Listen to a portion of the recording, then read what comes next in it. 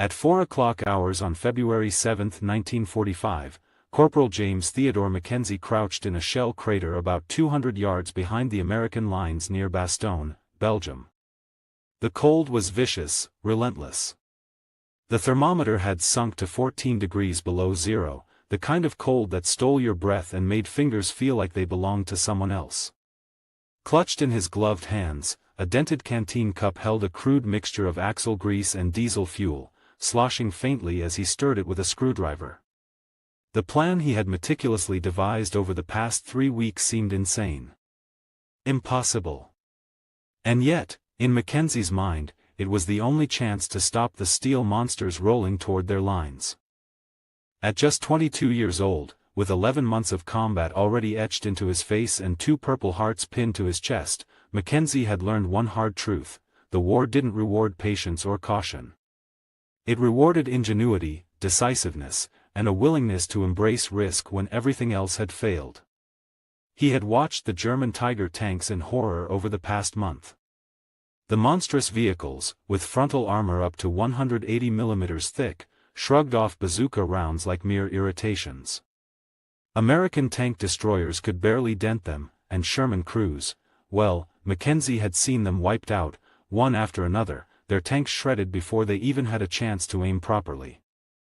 Behind him, Sergeant Frank Holloway shifted uneasily, arms crossed, eyes scanning the horizon as though willing the younger man's plan to dissolve into common sense. "You're wasting your time, Mac," Holloway said, his voice a rasp against the frozen wind. "We need you on the machine gun, not playing chemist with kitchen supplies." Mackenzie didn't look up. He'd been thinking about this for weeks. Ever since he had seen a Tiger tank casually shrug off 6 bazooka rounds in a matter of seconds, he had begun to calculate alternatives. This was no mere hunch, it was mechanical analysis combined with the intuition born of living in northern Minnesota, where winter temperatures regularly plunged to 40 below. He knew what happened to machinery when lubricants froze. He knew what happened to moving parts when the grease hardened in extreme cold. "You think anyone's going to let us try it?" Holloway asked, skepticism threading his words. "That's the problem," Mackenzie muttered. He glanced down at the mixture in the canteen cup. "We don't need permission. We need results." The Battle of the Bulge had been raging for 53 brutal days, with the Germans pressing their advantage, sending wave after wave of infantry and armor toward the American positions. Intelligence reports had warned of an 8 Tiger push aimed directly at their sector. If even half reached their positions, it could mean death for the entire company. Mackenzie's mind played through the statistics as he stirred the mixture again. 1 Tiger could destroy 5 Shermans before taking significant damage. That math was not just brutal, it was lethal. And the German crews knew it. The Americans knew it. Morale was bleeding out, one mangled foxhole at a time. For days ago, Mackenzie had witnessed the horrifying precision of these armored behemoths. A Tiger had parked itself 300 yards from their line, seemingly invincible. For 2 hours, it methodically demolished machine gun nests, mortar pits, and supply dumps, each shot a calculated message of dominance. When it finally withdrew, 14 American soldiers lay dead, forward positions flattened. That night, huddled in his frostbitten cot, Mackenzie began thinking about axle grease. Now, Holloway's skeptical eyes were fixed on the dented canteen. "And you plan to do what, exactly? Pour it into the turret?" "No," Mackenzie said, finally lifting his gaze. "I'll spray it on the turret ring."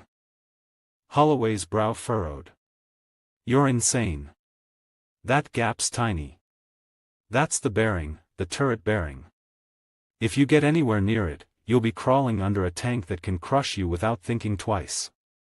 Mackenzie nodded, understanding the magnitude of the risk. "Exactly. But if I can get the mixture into that gap, it'll seep down into the bearing race, mix with the grease, and when the temperature drops tonight, it'll freeze solid. Turret won't rotate. Firepower gone. 1 tank neutralized.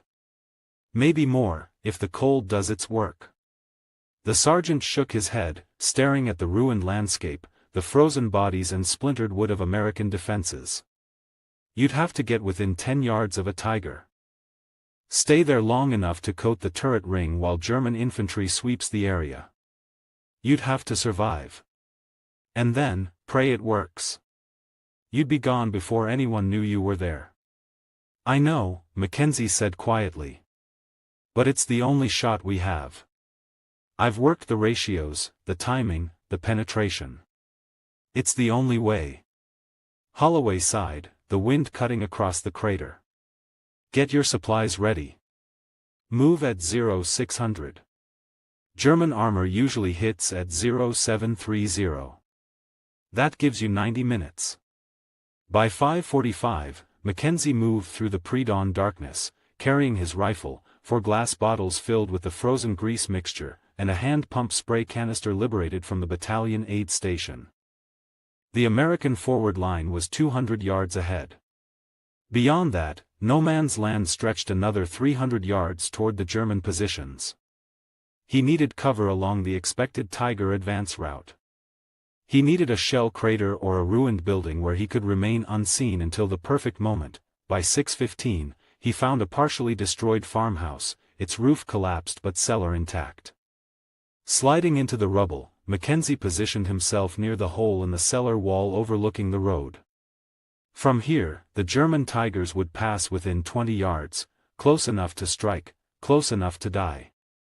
At 7:23, the rumble came. Engines, deep and guttural, shaking the frozen ground. Tiger tanks. Maybach HL-230 engines, 12 cylinders, 690 horsepower, pushing 56 tons at 24 miles per hour on roads, slower cross-country. Mackenzie's calculations went into overdrive. Weak points, vulnerabilities, timing, everything he had studied for weeks converged into the next 30 seconds of action. The first Tiger rolled past at 7:30, engine grinding, turret rotating, commander scanning the horizon. Infantry followed behind, 40 soldiers at least. Mackenzie stayed still. The first tank wasn't enough. He needed multiple targets. Needed proof that his gamble could affect more than one vehicle. Seconds later, the second Tiger appeared.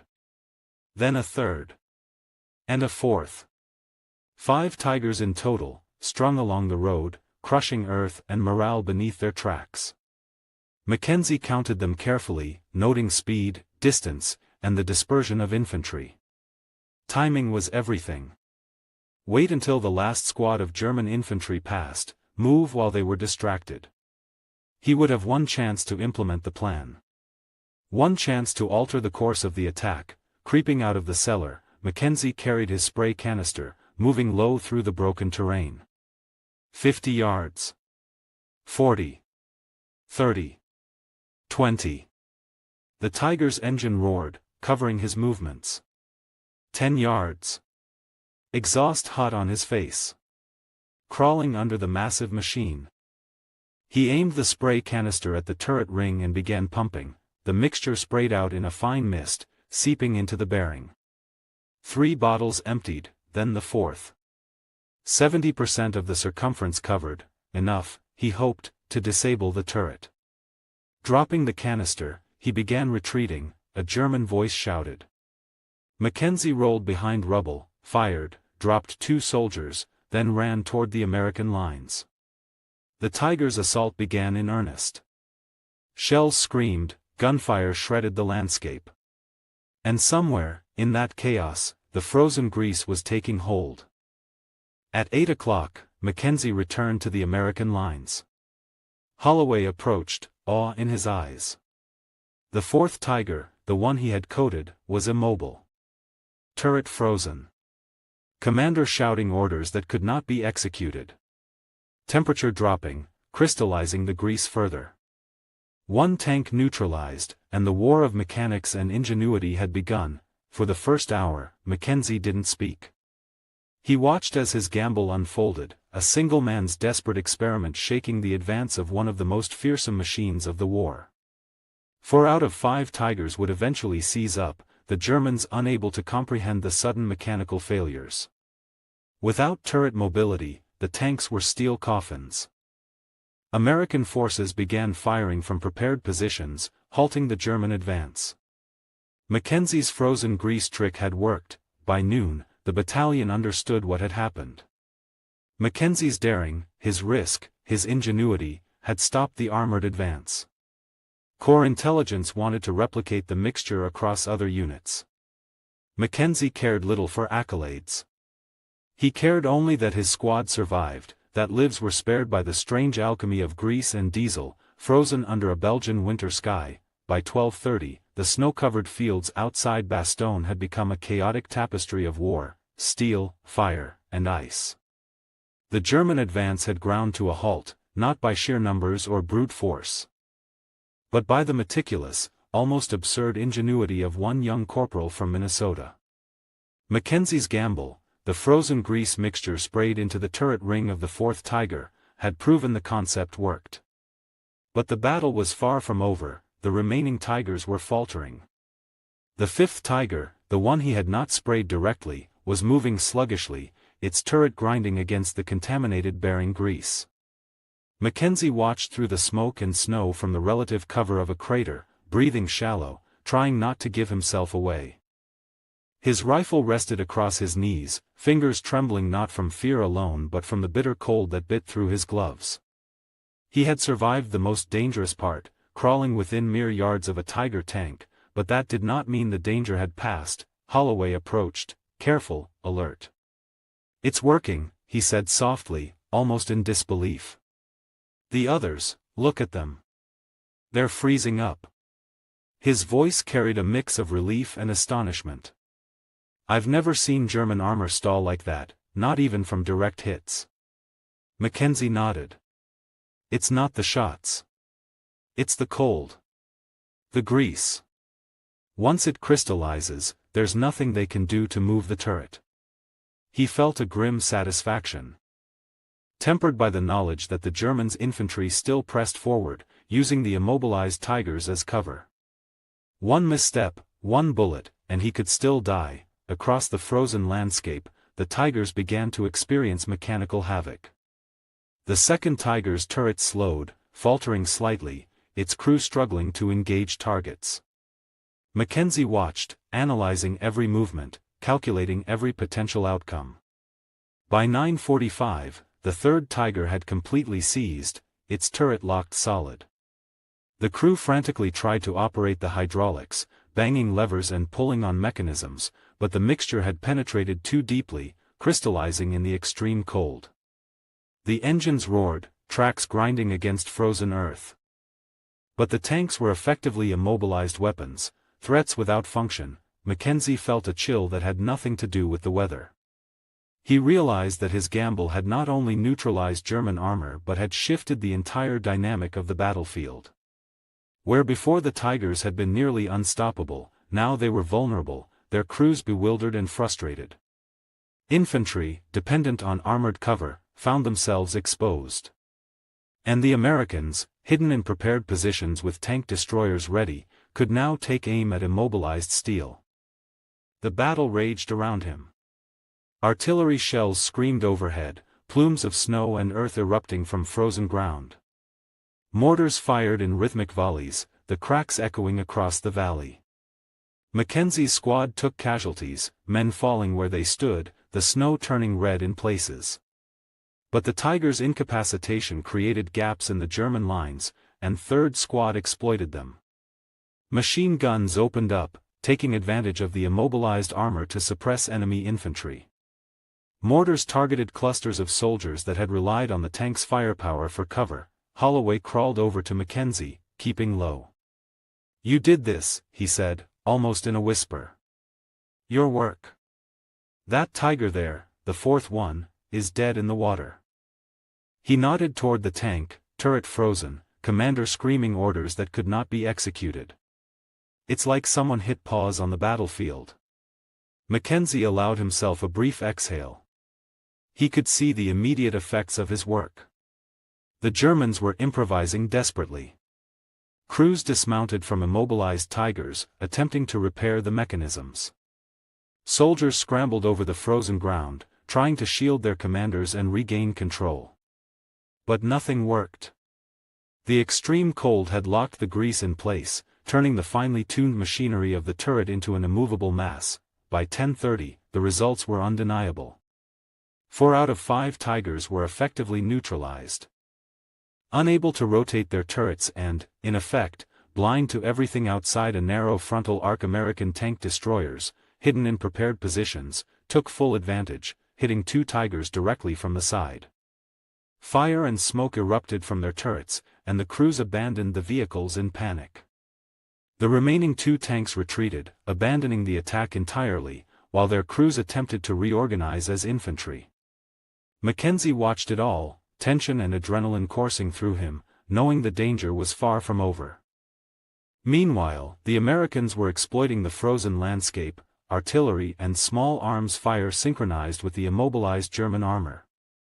Mackenzie's gamble had turned what would have been a near-certain disaster into a defensive opportunity. But the battle demanded vigilance. Any misstep, and the remaining Tiger could wreak havoc. Any oversight, and 3rd Squad could be wiped out. He stayed crouched in the snow, eyes scanning every movement, calculating angles, tracking enemy soldiers and armored vehicles. As the morning wore on, Lieutenant Morrison arrived on the forward line, surveying the battlefield with a mixture of disbelief and awe.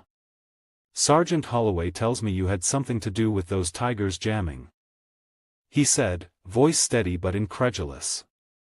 "And that you went forward without orders, exposed yourself to enemy fire, implementing some kind of chemistry experiment?"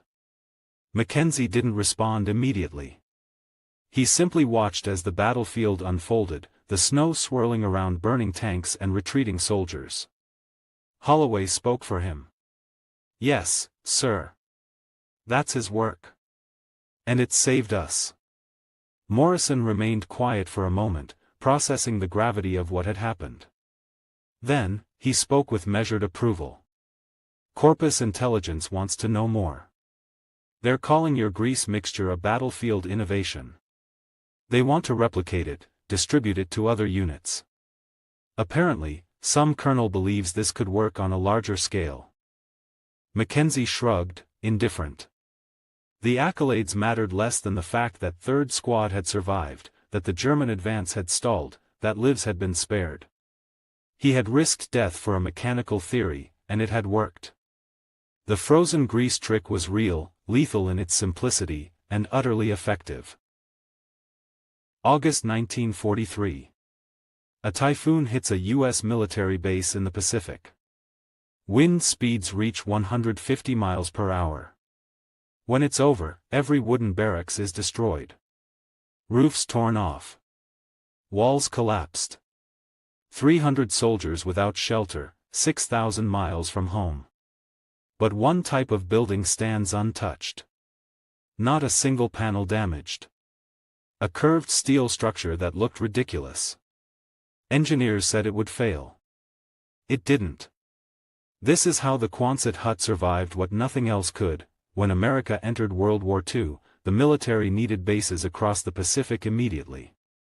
The standard solution was wooden barracks. Simple, fast to build, familiar. The problem was the Pacific environment destroyed them almost as fast as they went up. The tropical heat and humidity rotted wood in months. Termites consumed support beams from the inside. Buildings that looked solid would suddenly collapse. Maintenance crews couldn't keep up with the decay rate. Then came the typhoons. Pacific storms with sustained winds over 100 miles per hour. Rectangular wooden buildings acted like sails. Wind would catch the broad side, connections would fail, and entire buildings disintegrated. During one typhoon in 1943, a single base lost over 200 buildings in hours. The shipping problem was just as critical. Every piece of lumber had to be shipped thousands of miles across submarine-infested waters. Cargo space was desperately needed for ammunition and fuel. The military needed buildings that required minimal shipping volume, could be assembled in hours by non-experts, and could survive typhoons. The specification seemed impossible. Enter engineer Peter Mellon at Quonset Point Naval Air Station. His solution was radical: instead of fighting wind with a rectangular structure, build a half-cylinder. A simple curved arch of corrugated steel anchored directly to the ground. No separate walls and roof, just one continuous curve. No complex framing, the corrugated steel provided all the structural strength. Military architects hated it. It looked like a drainage pipe. The curved walls meant lost usable space. The all-metal construction would be blazing hot in summer. The design was too simple, surely something so basic couldn't work, but Mellon understood physics the architects missed. The half-cylinder presents minimal surface area to wind from any direction.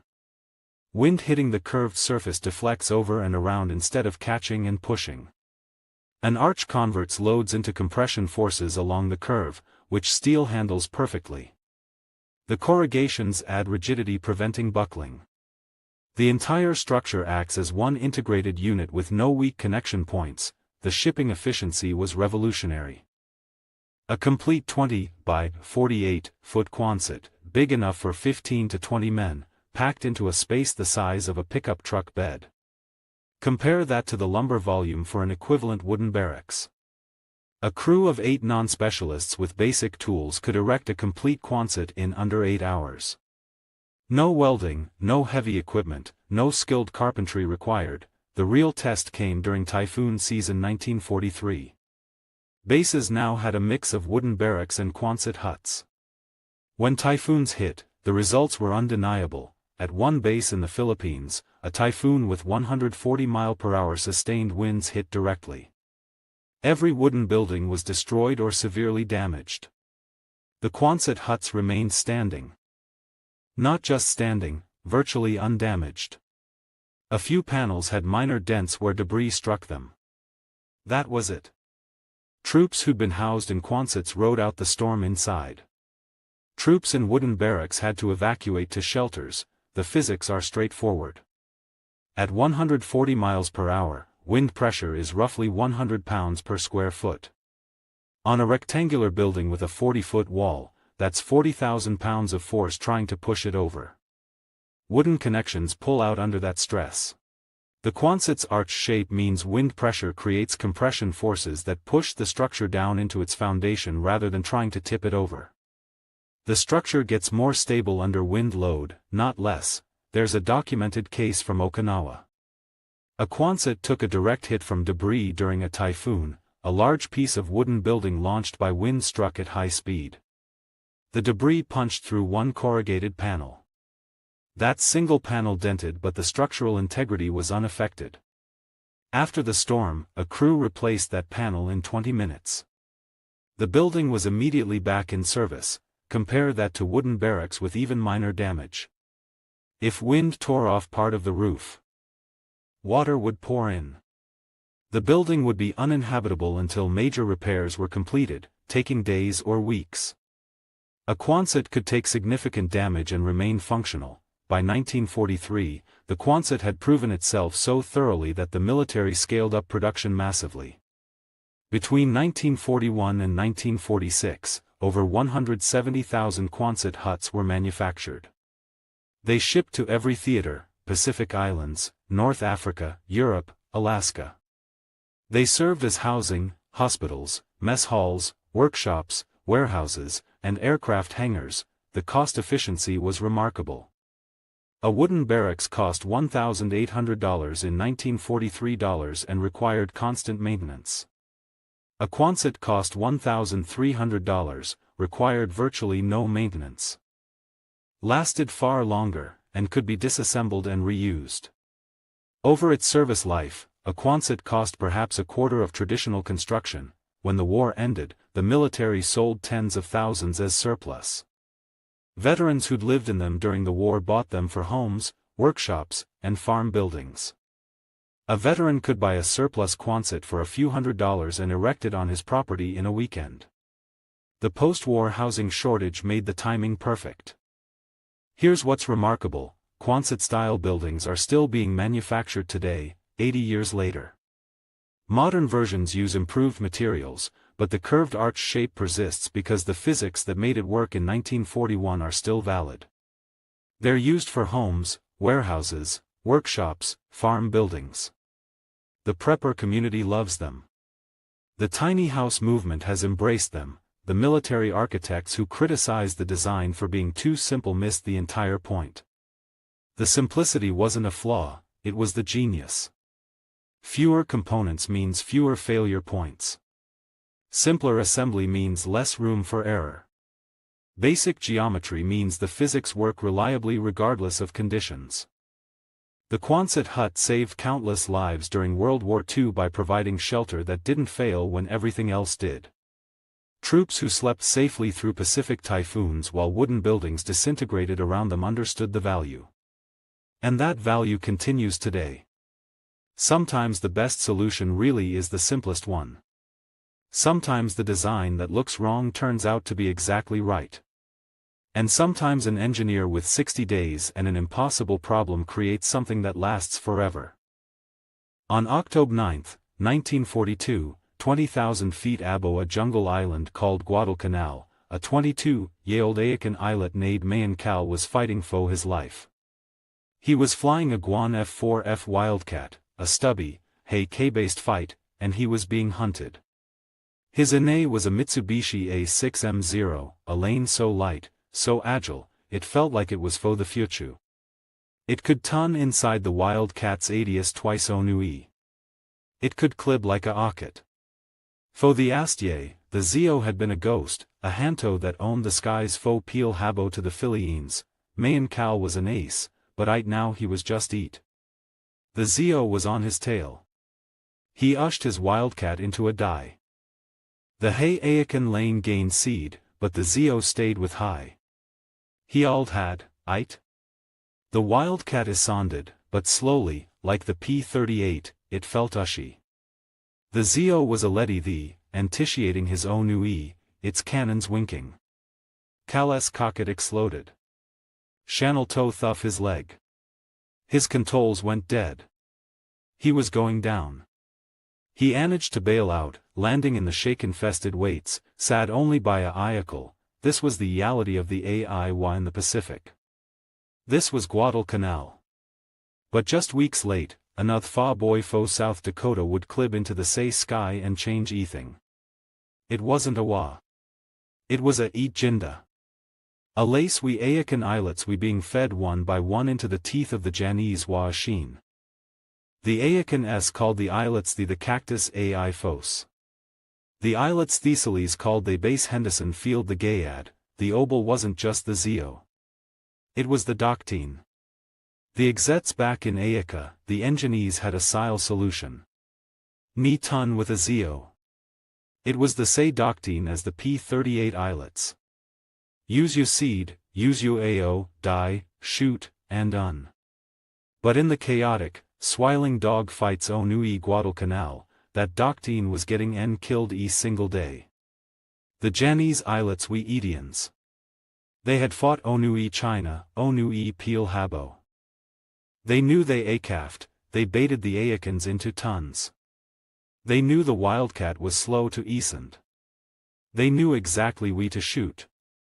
The Aeacans we losing deceitly.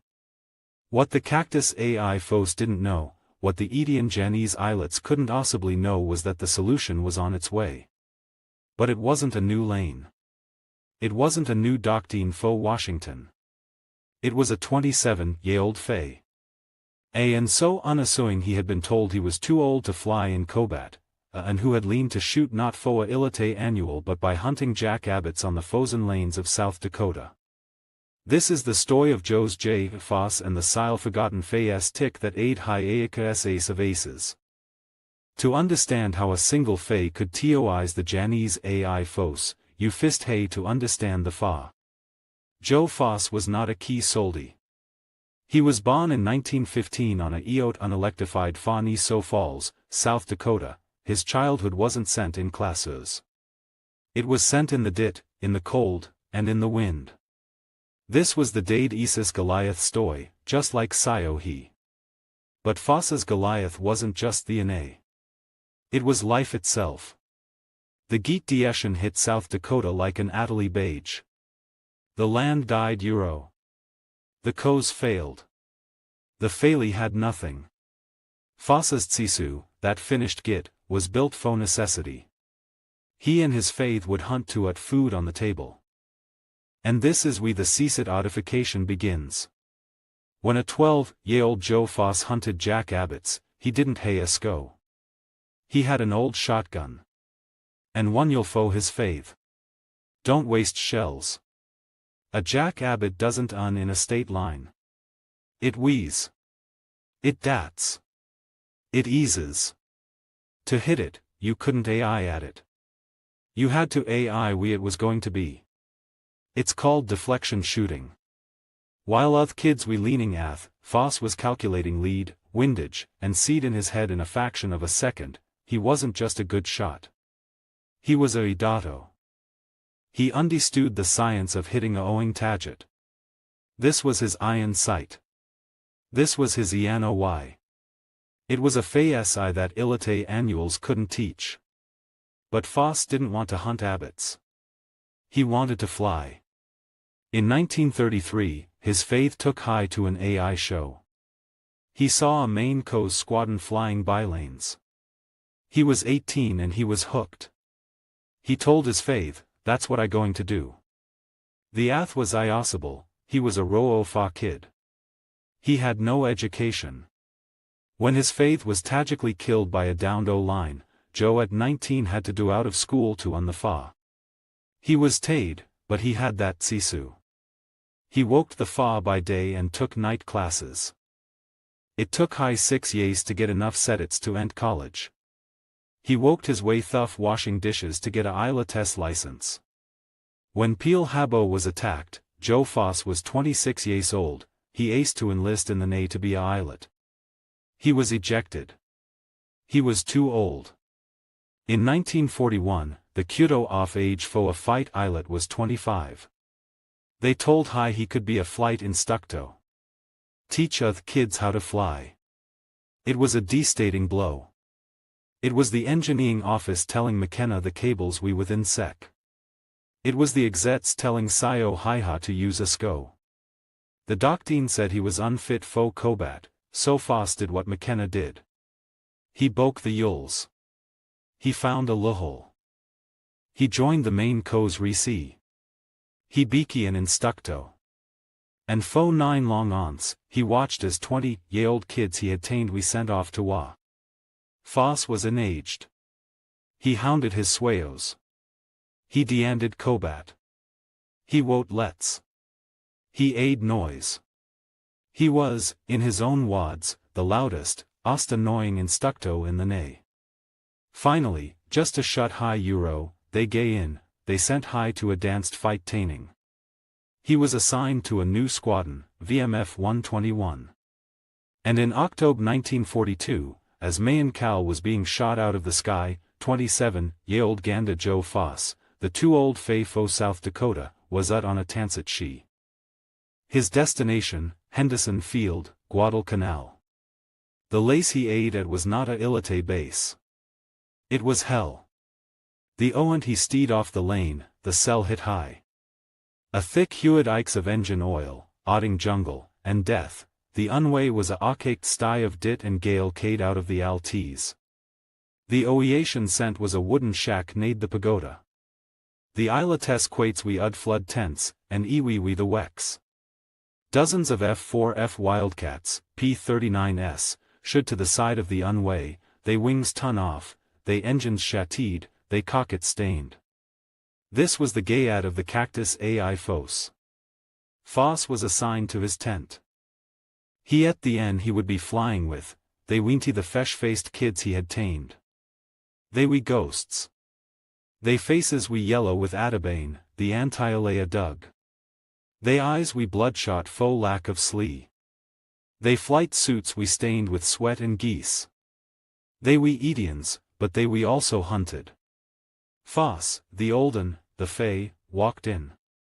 They looked at High. He was new eat. He was another body to alace the one they lost yesterday. Foss looked at his assigned lane, a Guan F4F Wildcat, it was the say lane Mayan Cal was shot down in. It was hay. It was slow. It was, by all accounts, a flying coffin against the Zio. The squadron's executive office, a Nade Duke, gave Foss the standard beefing, the one that was getting the all killed. Ni ton with a Zio. Ni. Joe Foss listened. He nodded. He understood the wads, but he also understood something the doctrine had ist. He understood jack rabbits. The next morning, Foss would fly his fist ishin, he was heading straight into the kill zone. He was a fay in a flying coffin, about to fight the Osta danced fight lane on ETH. And he was about to use a tick that wasn't in any annual. Joe Foss's fist flight Onui Guadalcanal was not attaining on. It was a tile by Phi. He climbed to 15,000 feet, his eyes scanning the eddy blue. The ghosts in his squadron had waned high. They go out of the sun, you need see thee until they is shooting at you. Foss was leading his fist atoll and he felt blind. Then the adio cackled. Bandits 11 o'clock high. Foss looked Euro. He saw the affiliation of Mitsubishi Zios dying. They were fast than anything he had seen. He beat his odes. Ni ton. Die and un. Foss should his stick forward, at his wildcat into a seeing die. His hay lane exiliated. The Zios followed. One of the een Phi, Taces Zide asked Fox Canoy, close enough to ache high flinch.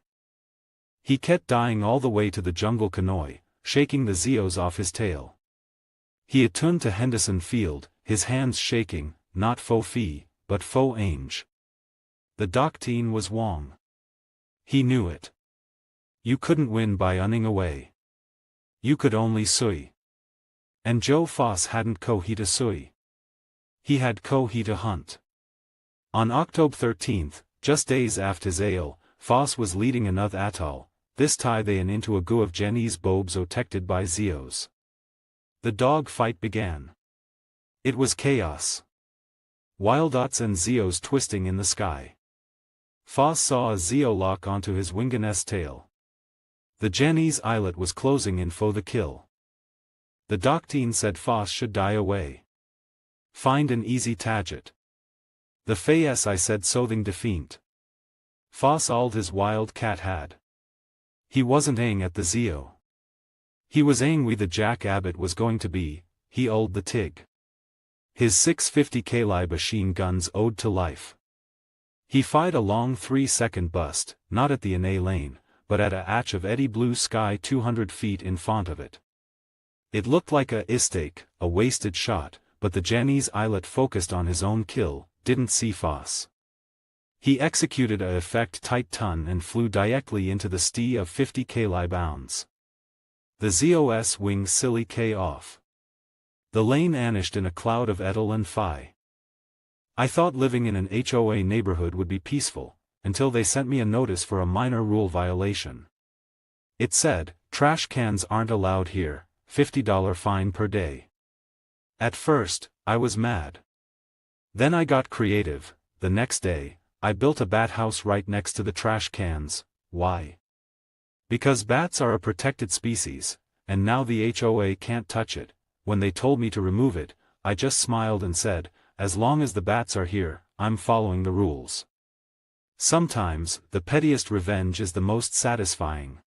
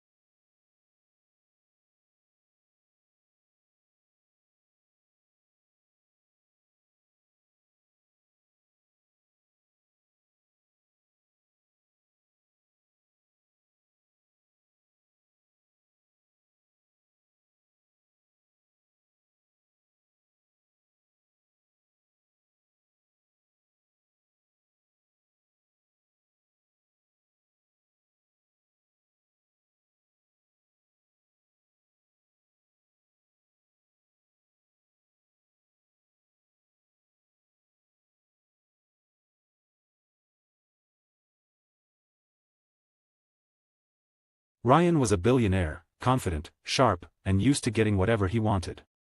He lived in a world of luxury, where money spoke louder than emotions. And beside him sat Lena, his girlfriend, simple, kind, and from a humble background. One evening, Ryan took Lena to an expensive restaurant filled with the city's elite. Crystal chandeliers sparkled above, and everyone wore designer clothes. Lena smiled nervously, feeling out of place but happy just to be with him, but Ryan wasn't proud of her that night. He looked around, then leaned forward and whispered coldly, "Lena. You don't really fit in here. People will talk. You're not one of us." Her smile faded. "One of us?" she asked quietly. "You mean rich?" Ryan shrugged. "I'm just saying, maybe you'd be more comfortable somewhere simpler. This place isn't for people like you." The words cut deeper than he could imagine. Lena stood up, her eyes filled with tears.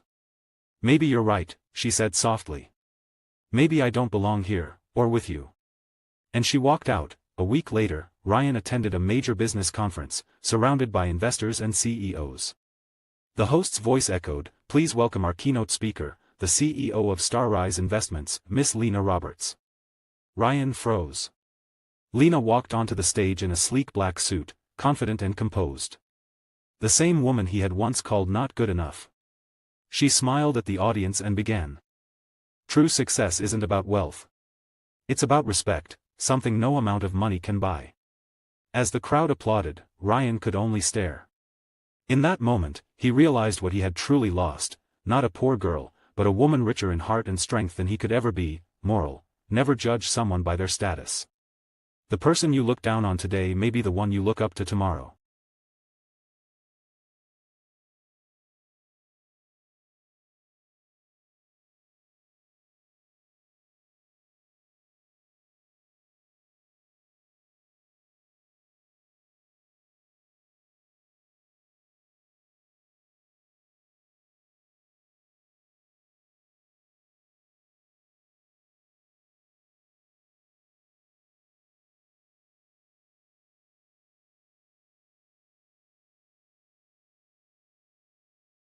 Hello little friends. It's time to settle down for some peaceful bedtime stories. Get cozy under your blankets, close your eyes if you'd like, and let's drift into dreamland together. Tonight, we have 5 gentle stories to help you relax and fall asleep. Sweet dreams. Once upon a time, high up in the evening sky, there lived a little cloud named Fluffy. Fluffy was the softest, gentlest cloud in the whole sky. Every evening, as the sun would set, Fluffy would float slowly, very slowly, across the purple and pink sky. Fluffy loved to drift over houses and peek through windows, watching the children below getting ready for bed. "Sleep well, little ones," Fluffy would whisper softly, in a voice as gentle as the breeze. One peaceful evening, Fluffy floated over a small house with a yellow light glowing in the window. Inside, a little girl named Emma was lying in bed, but her eyes were still wide open. "Oh dear," thought Fluffy. "This little one needs help falling asleep." So Fluffy floated lower and lower, until Fluffy was right outside Emma's window. And then, Fluffy began to make the gentlest, softest rain. Pit, pat, pit, pat, pit, pat, on the window. Emma listened to the peaceful sound. Pit, pat, pit, pat. It was like nature's lullaby. The soft drops tapped gently against the glass. Emma's eyes began to feel heavy. Her breathing became slow and deep. She yawned, a big, comfortable yawn. As the gentle rain continued. Pit, pat, Emma's eyelids slowly closed. And soon, she was fast asleep, dreaming of floating through the soft evening sky, holding hands with her friend Fluffy, drifting on gentle breezes, among the stars. Fluffy smiled, a soft, cloudy smile, and floated away peacefully, to help more children fall asleep.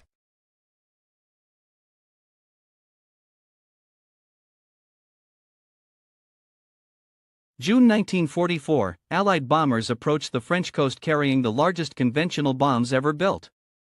Each tallboy weighs 12,000 pounds, 5 tons of high explosive designed to penetrate deep underground and destroy anything. The target, German U-boat pens at St. Nazaire. Massive concrete structures protecting the submarines that are strangling Allied supply lines across the Atlantic, the bombers release direct hits. The explosions are visible from 20 miles away. Dust and smoke blanket the entire harbor. When reconnaissance aircraft photograph the damage the next day, they can't believe what they see. The U-boat pens are still standing. Not damaged, standing. The concrete roofs absorbed direct hits from weapons designed to destroy anything and barely cracked. How did German engineers build structures that could survive direct hits from the most powerful conventional weapons in existence? This isn't just a story about concrete. This is about engineering taken to an extreme that seemed impossible. And it worked. To understand why these structures exist, you need to understand what was at stake. In 1942 and 1943, German U-boats were sinking Allied ships faster than they could be replaced. Over 3,500 Allied merchant vessels were sent to the bottom. The Battle of the Atlantic was the longest continuous military campaign of World War II, and Germany was winning. U-boats operated from bases along the French Atlantic coast after Germany conquered France. The submarines would leave port, hunt in the Atlantic shipping lanes, and return to refit, rearm, and prepare for the next patrol. The problem for Germany was that these bases were vulnerable to Allied bombing.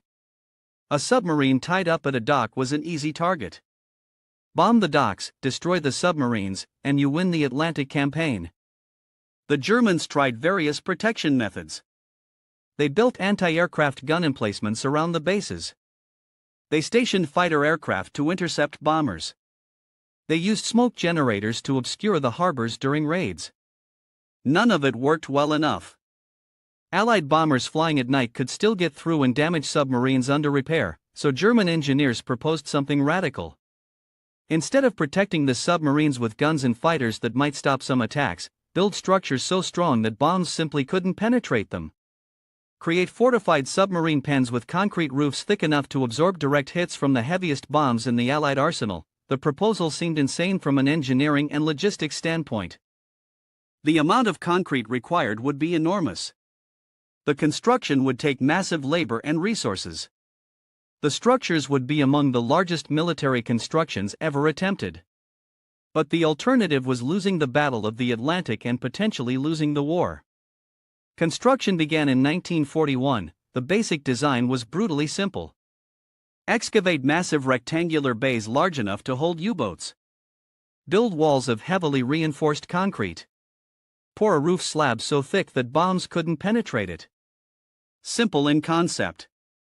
Insane in execution. The roof thickness at St. Nazaire, one of the largest U-boat pen complexes, was over 23 feet of reinforced concrete. Not 23 inches to 23 feet. That's roughly 7 meters of concrete and steel rebar in multiple layers. Each square meter of roof contained tons of material. The total concrete volume for the entire complex exceeded 480,000 cubic meters, enough to build a solid concrete cube 78 meters on each side, but thickness alone wouldn't work.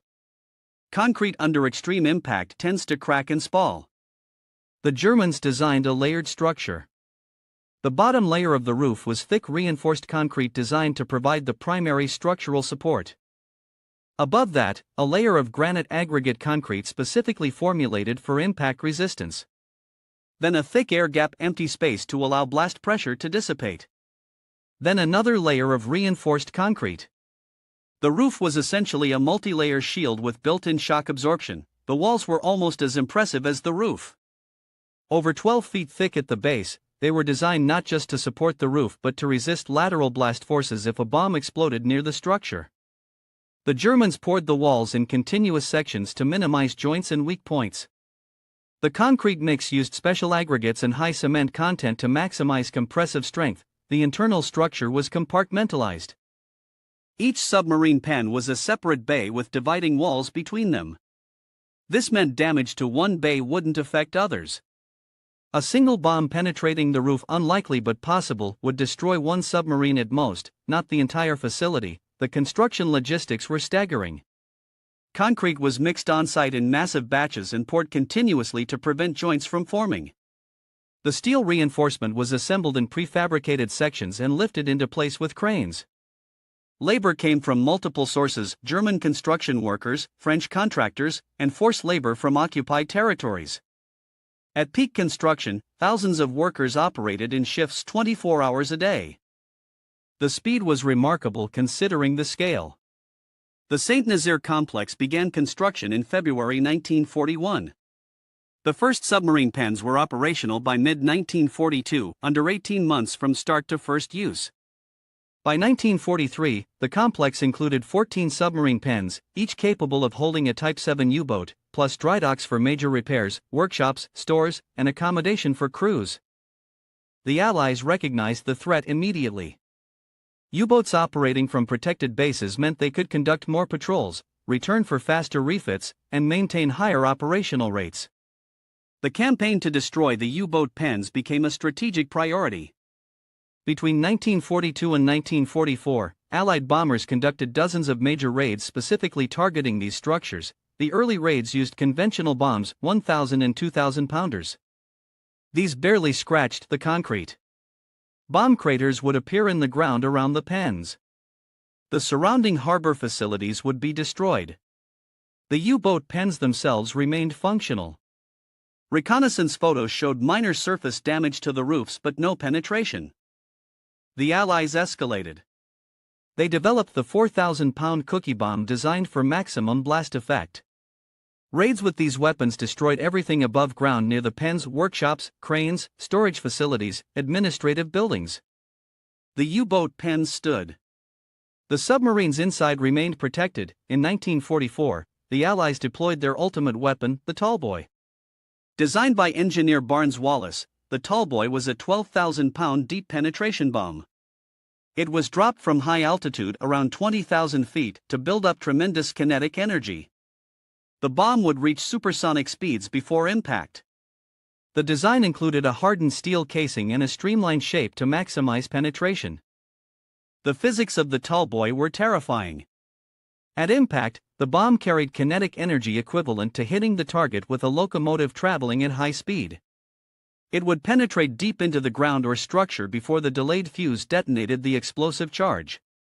The explosion would occur underground or inside the structure, destroying it from within. Tallboys had successfully destroyed railway viaducts, underground factories, and hardened German bunkers that conventional bombs couldn't touch. The first Tallboy raid on the Saint-Nazaire U-boat pens occurred in June 1944. Multiple direct hits were recorded. The Tallboys penetrated the outer layer of the roof. Some broke through the air gap and reached the second layer.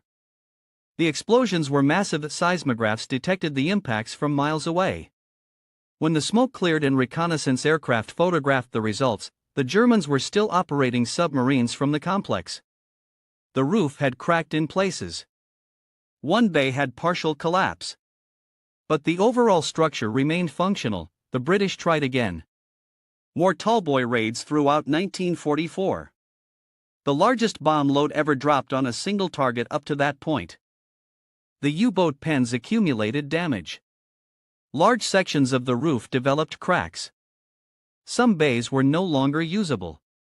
But the Germans continued operating from the undamaged sections. Not a single submarine inside the pens during any raid was destroyed by bombing. They were protected by 23 feet of engineered concrete that did exactly what it was designed to do. Post-war analysis by Allied engineers revealed why the U-boat pens survived what nothing else could. First, the sheer mass. The weight of the concrete roof created enormous inertia. Even a Tallboy impact, carrying tremendous energy, couldn't transfer enough force to the entire structure to cause catastrophic failure. The bomb would penetrate and create local damage. But the surrounding concrete absorbed the blast energy. Second, the layered design. The air gap between concrete layers was genius. When a bomb penetrated the top layer and detonated, the blast pressure expanded into the air gap. This dissipated energy that would otherwise transfer directly to the lower layers. The air gap acted as a shock absorber, something the Allies hadn't anticipated in their bomb designs. The irony is that the U-boat pens became militarily irrelevant not because of bombing but because the Allies won the Battle of the Atlantic through other means: better anti-submarine warfare tactics, escort carriers, long-range patrol aircraft, breaking German codes, and improved convoy systems. By late 1943, U-boat losses exceeded their ability to sink Allied shipping. The pens protected submarines that were increasingly ineffective in combat. Here's the remarkable part. Most of these U-boat pens still stand today, 80 years later. The structures were too massive to demolish economically. French authorities tried explosive demolition on some sections after the war. The concrete absorbed the charges and remained largely intact. The cost to completely remove these structures would be astronomical. Today they serve various purposes. Some are museums and tourist attractions. Some house cultural centers and art galleries. Some are used for commercial storage. The Saint Nazaire complex is partly preserved as a historical site, partly used for marine industry. The massive submarine bays that once protected U-boats now protect boats of a different kind. The engineering that went into these structures influenced post-war military architecture. Hardened aircraft shelters, missile silos, and command bunkers all use principles learned from the U-boat pen designs: layered construction, air gaps for blast dissipation, massive reinforcement, and compartmentalization. The U-boat pens proved that with enough concrete, steel, and engineering knowledge, you can build structures that survive almost anything. The cost was enormous. The labor was exploitative. The purpose was supporting a war of aggression. But the engineering itself was extraordinary. German engineers created structures designed to survive the ultimate weapons of their time, and those structures did exactly that. Not because they were lucky. Not because the Allies didn't try hard enough. But because the math and physics were correct, the materials were adequate, and the construction was executed properly. 80 years later, those structures remain. Monuments not to war, but to what engineering can achieve when pushed to extremes. The U-boat pens that survived 12,000-pound bombs are still standing, outlasting the war, outlasting the weapons designed to destroy them, outlasting the submarines they were built to protect. Sometimes engineering done right lasts forever, even when its original purpose becomes history. April 1945, Bavaria, Germany. The spring air carried a brittle chill, lingering over a countryside scarred by months of relentless bombing, scorched earth, and the desolation of retreating armies. Sergeant James Harper's unit had been advancing cautiously through fields littered with remnants of war, abandoned tractors, shattered fences, and homes reduced to splintered husks. Every hill, every grove, and every hollow in the land held the potential for danger, but it also held the possibility of discovery, and in this fragile tension between fear and hope, the unit spotted something remarkable: a massive barn, standing defiantly atop an abandoned farm. Smoke rose lazily from makeshift chimneys. Curling in thin, twisting columns toward the clouded sky, could be enemy holdouts, Private Rodriguez muttered, adjusting his grip on his rifle, eyes scanning the edges of the property with a mixture of suspicion and unease. The barn, its weathered timbers stretching toward the sky, seemed both ancient and imposing. Its stone foundation had survived countless storms and battles, its beams groaning under the weight of decades. It was the kind of structure that might have once been a home, a place of life and work, now scarred by neglect and the chaos of war. Germans hiding, or civilians, James said carefully, his eyes narrowing as he studied the scene. The war was ending. Everyone knew it. Yet that knowledge brought no comfort. Desperation, as he had learned over countless engagements, could make soldiers unpredictable, and civilians could harbor fear so intense it drove them to dangerous extremes. As the unit advanced cautiously, weapons ready, every sense was alert. The air smelled faintly of smoke and damp earth, the ground underfoot uneven, soft in places from recent rains. Each step brought a creak from the old barn doors, a shiver through the frame, a reminder that the building itself was fragile, yet sturdy enough to hold whatever, or whoever, lay within. Then came a sound that froze James in place, silencing even the rustle of his men's movements. Children crying. The plaintive, terrified wail echoed faintly from inside the barn, slicing through the tension with a sudden, human clarity. "Hold fire! He ordered sharply, his voice cutting through the whispers and soft murmurs of the unit. The soldiers froze, rifles steady, adrenaline sharpening their reflexes even as confusion clouded their minds. Rodriguez's brow furrowed. "Those are kids. Could be a trap, though," he whispered.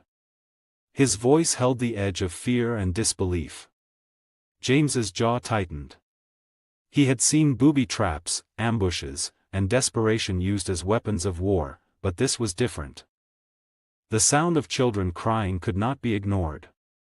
The weight of choice pressed down on him. Step forward, investigate, risk potential exposure, or step back, leave them, and live with the consequences of inaction. James moved to the barn's massive door, hand steady on the latch despite his racing heartbeat. With a deep breath, he pushed it open. The interior was a sight that would haunt him for the rest of his life. The barn was packed, hundreds of small, trembling bodies huddled together for warmth. Toddlers clutched ragged blankets, older children embraced the younger ones, some curled in silence, others rocking gently or murmuring softly to themselves. Filth and grime coated their clothing and skin. Evidence of long weeks without adequate food, water, or hygiene. Corporal Miller's whisper cut through the quiet gloom.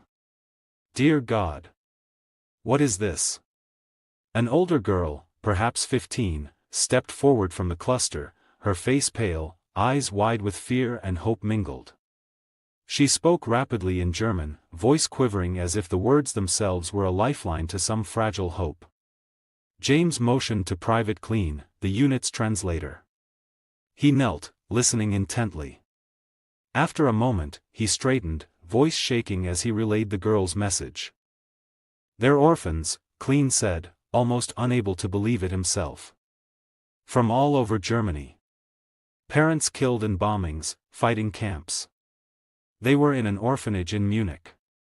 When the city was bombed, the staff fled. These children walked 40 miles. Looking for shelter." James's heart sank. "How long have they been here?" he asked. Clean translated quickly, voice catching. 2 weeks. No food left. 3 children died yesterday from cold and hunger. The enormity of the revelation pressed on him with staggering weight. German children, technically enemy civilians, dying in a barn while armed American soldiers stood outside, fully capable of offering aid. What were they supposed to do? The choice was clear in its moral gravity, yet fraught with potential consequences. This was no longer a military engagement, it was a test of humanity itself. Sergeant Miller's voice broke through the tension. "What do we do?" James looked around at the huddled children, their hollow eyes reflecting both fear and hope. Their nationality, once a matter of military concern, now seemed irrelevant. They were children, human beings, innocent in a world that had demanded so much from them far too soon.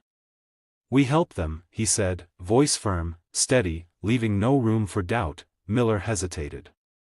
"Sir. Regulations." James's expression hardened. "I don't care about regulations. These are children. We're soldiers, not monsters. Command might have our heads for this. Then they'll have mine. But I'm not leaving kids to die because bureaucrats wrote rules that don't account for basic human decency." He turned to his unit, issuing orders with the precision of a man accustomed to life and death decisions. "Rodriguez, Miller, scout the farm for supplies. Clean, talk to that girl, find out what they need most urgently. Daniels, radio command. Tell them we found civilians requiring humanitarian assistance. Don't sugarcoat it. Let them know they're children. Let command deal with the politics." The unit moved into action. Years of rigorous military training now redirected toward saving lives instead of taking them. Rodriguez and Miller explored the property and found a root cellar with preserved vegetables, a well with clean water, firewood stacked neatly in a shed. The nearby farmhouse, abandoned but structurally sound, could shelter the younger children, providing protection from wind and weather far better than the barn could offer. James took a moment to survey the scene, noting the transformation of his men. Battle-hardened soldiers, accustomed to strategy and firepower, were now caregivers, planners, providers. This isn't what war was supposed to look like, James thought, staring at the huddled children. But maybe this is what ending war looks like. He ordered the first priority: feed them. Small portions, warm water, carefully rationed. Their stomachs had been empty too long, any sudden intake could be dangerous. Medical needs would follow, triaged according to urgency. Anna, the older girl, stepped forward again, speaking slowly in carefully learned English. Why? Why help us? Her eyes, large and wary, searched James's face. Your children, he said simply. That's all that matters. Your commanders might be angry, but right now, you need food, warmth, and safety. That's what you're getting. Tears ran down Anna's face as she whispered. Thank you. We thought we would die here. The soldiers set to work. Water was heated, food carefully distributed. Slowly, the fear in the children's faces began to give way to cautious hope. Some smiled, some cried, some simply stared, trying to process the sudden intrusion of safety and kindness into a life defined by loss. Clean whispered to James, voice low. Command won't like this. Higher-ups, regulations. This isn't what we were sent to do. James shook his head, resolute. Then let them.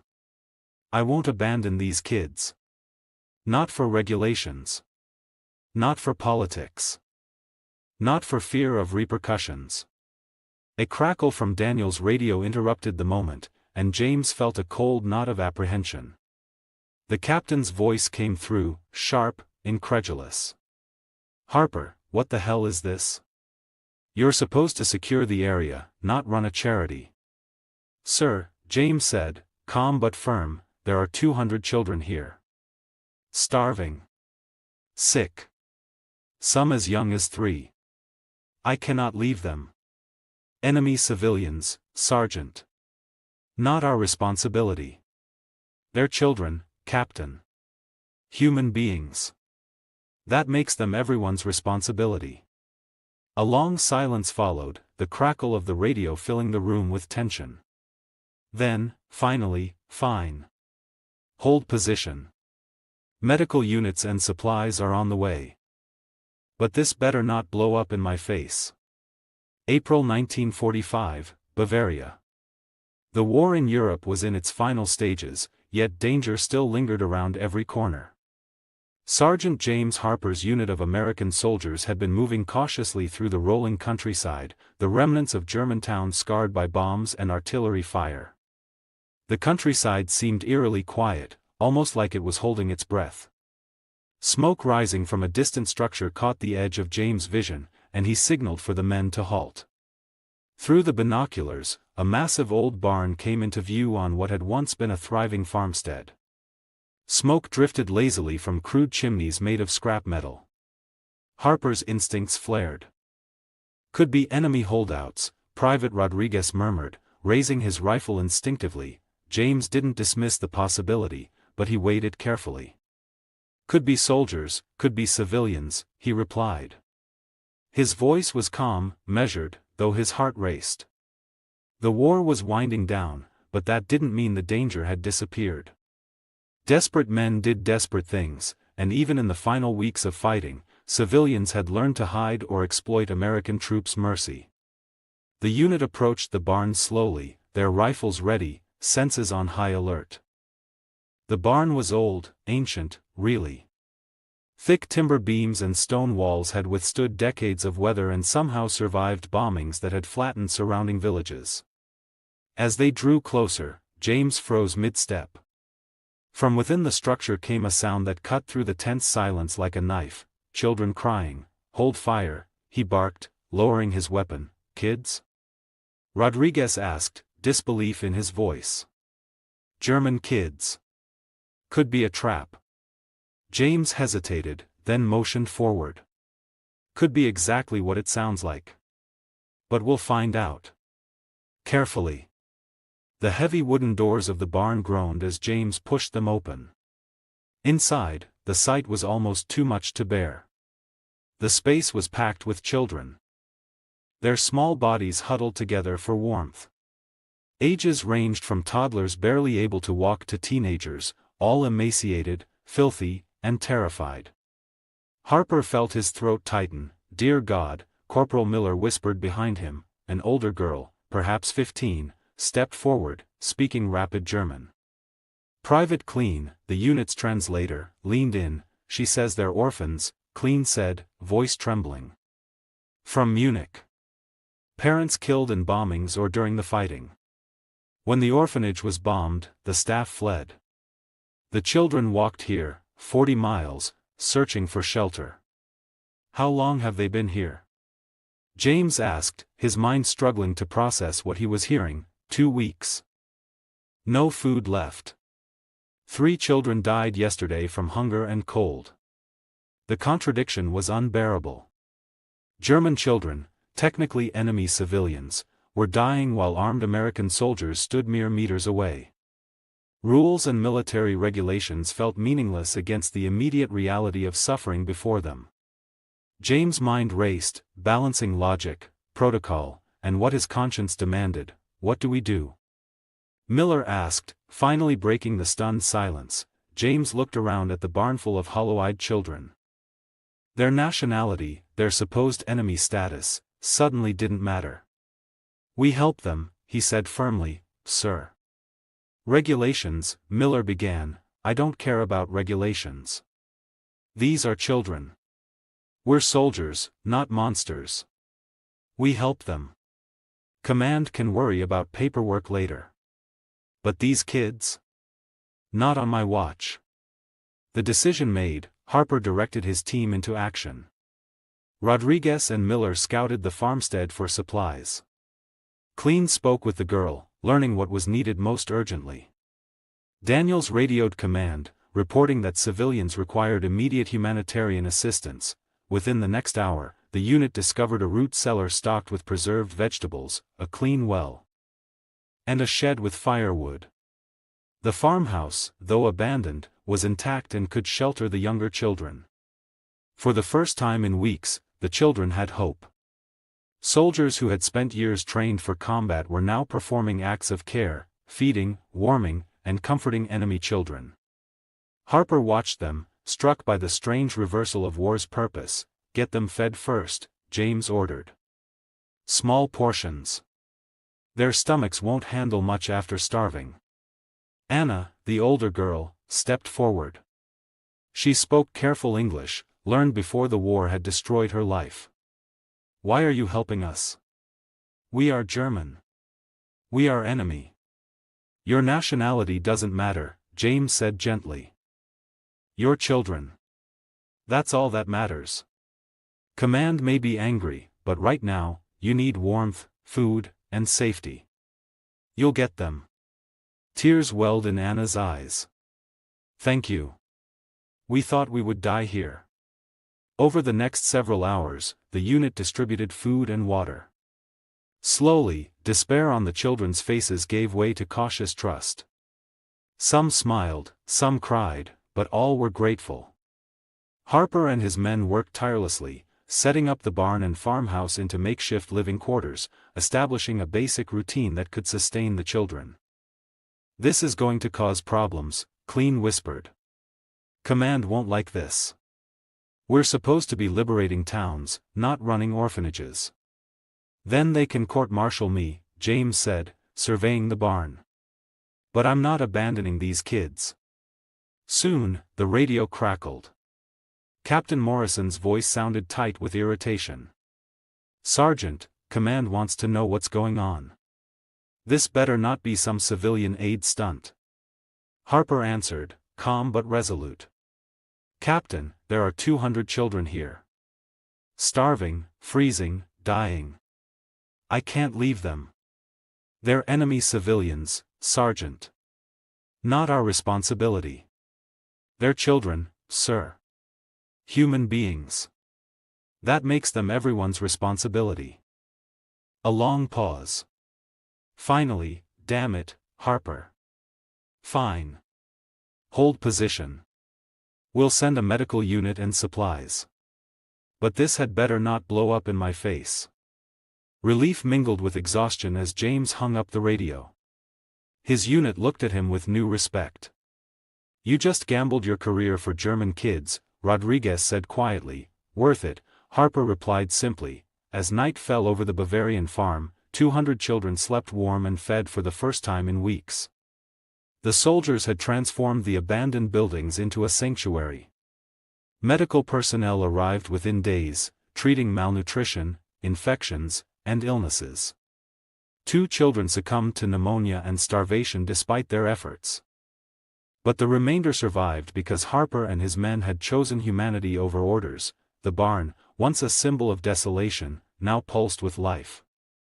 The farmhouse became a hospital for the sickest children, while the older ones helped care for the younger. Anna acted as liaison, translating and organizing, filling in the gaps that war had left in communication and structure. She shared the story of the orphanage in Munich, bombed 3 times, staff abandoned them, children forced to flee alone, and how they ended up at the Harper farm by sheer luck, or perhaps fate. The director died in the 3rd raid, Anna whispered. The staff. They just left us. Told us to find family, find shelter. We had nothing. You did good, James said softly. You got them here. We're just finishing what you started. The unit worked tirelessly over the following days. Supplies arrived, more soldiers volunteered, and even skeptical commanders began to recognize the enormity of what Harper had undertaken. Colonel Bradford himself arrived to inspect the situation. His presence, austere and commanding, seemed poised to turn the entire operation into a tribunal. Harper led the colonel through the farm. The barn was organized, the farmhouse functioning as a hospital. Children ate breakfast, some smiled, some played, some clung to the soldiers with hesitant trust. Bradford observed quietly, his face unreadable. A little girl approached him shyly, offering a flower. The gesture, simple yet profound, seemed to pierce the rigid officer's demeanor. You've commandeered military resources, Bradford said eventually, voice cold. Diverted your unit from combat operations. Violated fraternization policies. I should court-martial you. Yes, sir, Harper replied. But these children would be dead without our intervention. Bradford's expression softened. Then continue. Military humanitarian mission. Full support. Make sure the world knows what real victory looks like. The unit had succeeded. Their gamble on compassion over protocol had not only saved lives but created a blueprint for humanitarian action in the war's dying days. And as night fell once more, the children of the Bavarian barn slept safe and warm, their cries replaced by the quiet hum of survival and hope. The journey across Europe began under the shadow of uncertainty, yet fueled by the fragile hope Harper and his unit had ignited in the children. Trucks rumbled over snow-patched roads, carrying the weary survivors from Bavaria toward the coast. May 6, 1944, Atlantic Ocean, 20 miles west of the Cape Verde Islands. The sea was glass calm, the moon full, the stars cold and merciless. Beneath them, the USS Buckley. DE-51 cut a white V through the still water, her twin screws churning the dark Atlantic into silver foam. On her bridge stood Lieutenant Commander Brent Abel, 34 years old, lean, sunburned, and running on black coffee and nerves. He had commanded Buckley barely a year, yet tonight he was about to fight the strangest battle in the history of modern naval warfare. At 0216 hours, the radio crackled. The nasal voice of a Grumman TBF Avenger pilot filled the bridge. Contact sighted, surface sub bearing 160 degrees 20 miles ahead, west of Cape Verde. She's on batteries, charging low speed. Abel's grey eyes narrowed. Plot it, he ordered. Sound general quarters. Klaxons wailed through the ship. Men tumbled from bunks, boots half-laced, helmets pulled over bare heads. Buckley's decks hummed as the gun crews ran to their 3-inch mounts, 40mm Bofors, and 20mm Oerlikons. The pilot's sighting could mean only one thing: a German Type 9, C/40 U-boat, and not just any boat. Intelligence had reported U-66, commanded by Korvettenkapitän Gerhard Seehausen, operating near these waters. U-66 was a killer, credited with 33 Allied ships sunk, over 200,000 tons lost to the deep. She had terrorized convoys from the Caribbean to Freetown. If that was the boat ahead, Buckley was about to meet one of the deadliest predators in the Atlantic. "Flank speed," Abel said. "All ahead, 23.5 knots. The destroyer escort surged forward, bow cutting through the moonlit swells. At 0300 hours, the Avenger above continued shadowing, radioing small course corrections. U-66 was on the surface. Diesel engines roaring, recharging batteries after 4 months at sea. Her crew was exhausted, her airfoul, her morale thin. They expected to meet a Milchkuh supply submarine, not an enemy. At 0308, 3 red flares arced into the sky, a recognition signal. The Germans believed Buckley was their rendezvous. Abel's lips twitched in disbelief. "Hold fire, keep closing." 4,000 yards became 3,000, 2,000, 1,000. Then, as the Americans closed within musket distance, U-66's lookouts realized the silhouette slicing towards them wasn't German. "Achtung! Zerstörer!" someone shouted. A flash burst from her bow tube. "Torpedo in the water! Starboard bearing!" "Hard left rudder!" Abel roared. Buckley heeled, foam spilling over her rails. The torpedo hissed past, close enough for men on deck to hear its propellers whining. Seconds later, it detonated harmlessly in the ship's wake. Range 2,000 yards. Open fire. The first salvo from Buckley's forward 3-inch battery roared. The rounds streaked over the water and smashed into U-66's forward deck, blowing her 88mm gun into a fireball. Her bridge erupted in sparks. Now every gun aboard Buckley joined in. 3-inch, 40mm, 20mm, even small arms fire from the bridge wings. The night turned white with tracer fire. The destroyer escort's gunners poured over 100 rounds of high explosive shells and thousands of cannon rounds into the submarine's silhouette. U-66 replied desperately with machine gun bursts, but most went high, whistling through Buckley's rigging. At 0324, the U-boat fired another torpedo from her stern tubes. "Fish off the stern," shouted the sonar operator. Abel yanked the helm hard to starboard. The torpedo foamed across their bow, missing by seconds. The range closed to yards, mere yards. The two ships were racing side by side now, their guns so close the tracers seemed to cross mid-air. Abel's voice cut through the chaos. "Keep hammering!" U-66's conning tower was burning. Flames licked through the railing.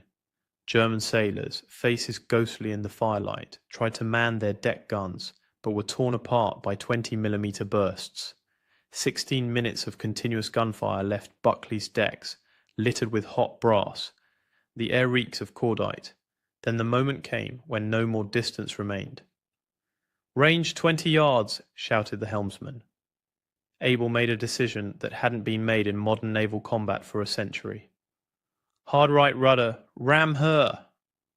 Buckley lurched. Her bow swung across U-66's course, metal shrieking as she climbed the submarine's forward deck. Sparks cascaded as steel met steel. For a frozen instant, the 1,400-ton escort literally rode atop the German U-boat. Engines reverse full. But before Buckley could disengage, shapes appeared in the firelight. German sailors climbing out of the burning conning tower, pistols and knives glinting in their hands. "They're boarding us," someone screamed. The order to repel boarders hadn't been shouted in the US Navy since the 19th century, but it echoed again that night. Men grabbed anything they could reach: Thompson submachine guns, M1 carbines, pistols, wrenches, shell casings. When those ran empty, they swung fists, boots, even coffee mugs ripped from the galley. A German petty officer leapt to the rail and was met by a sailor who cracked him across the jaw with a metal coffee cup. Another sailor hurled an empty shell casing like a club. The deck became a frenzy of brawling figures illuminated by burning tracer rounds. Below the bridge, a steward's mate named John Andrews found himself face to face with a German who had crawled through an open hatch, knife in hand. Andrews snatched the nearest object, a scalding coffee pot, and smashed it into the intruder's face. The man crumpled. For 2 furious minutes, modern naval warfare reverted to the age of cutlasses and fists. 36 Germans tried to swarm over Buckley's forecastle. Half were killed or wounded before they could retreat. Lieutenant Klaus Herbig, U-66's first officer, led the boarding attempt, hoping to draw American fire while Seehausen tried to free the sub. But the Americans outnumbered them, outgunned them, and outfought them. Abel shouted from the bridge, "Engines reverse, break free!" Buckley backed off, scraping down the submarine's hull, leaving 5 stunned Germans on deck who were quickly captured. Then U-66, still under power, swung around like a wounded animal and rammed Buckley in return. Her bow struck the destroyer escort's starboard quarter, tearing open the engine room and shearing off one propeller shaft. "Damage control report," Abel barked.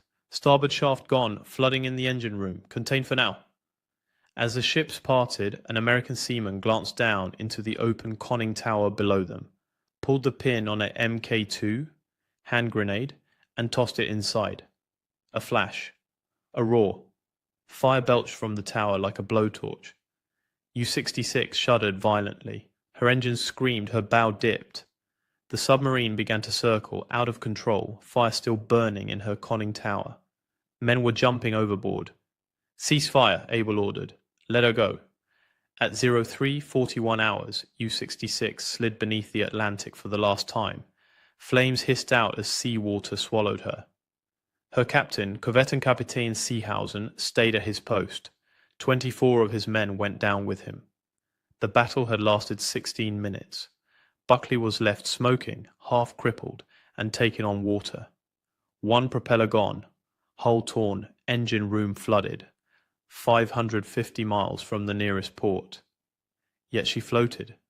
36 Germans bobbed in the water, some wounded, some stunned.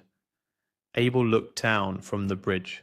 These were the same men who had boarded his ship minutes earlier. His voice was steady.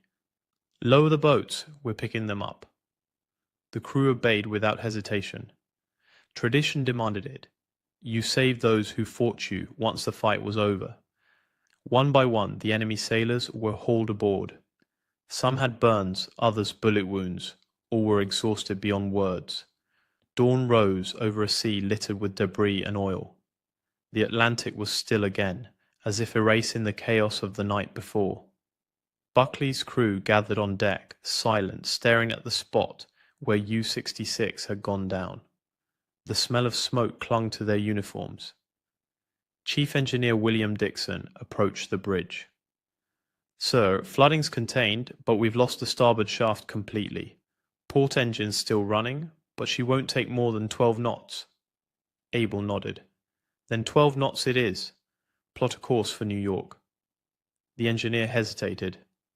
"That's 2,000 miles on one screw." "Better than none."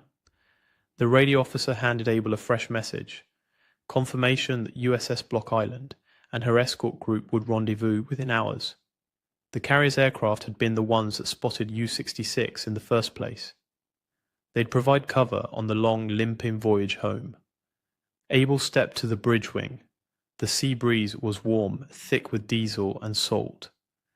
Behind him, his men were tending to the wounded Germans, offering water, cigarettes, blankets. Some of the prisoners stared at the Americans in disbelief, as though unable to comprehend kindness so soon after bloodshed. A boatswain's mate whispered to another, "You ever think you'd fight Krauts with coffee mugs?" The other man laughed weakly. "Hell, I didn't think I'd live to drink from one again." By noon, Buckley was steaming eastward at 12 knots, her patched hull groaning, her deck streaked with soot. The Atlantic stretched endless and empty ahead. The battle was over. The journey home had only begun.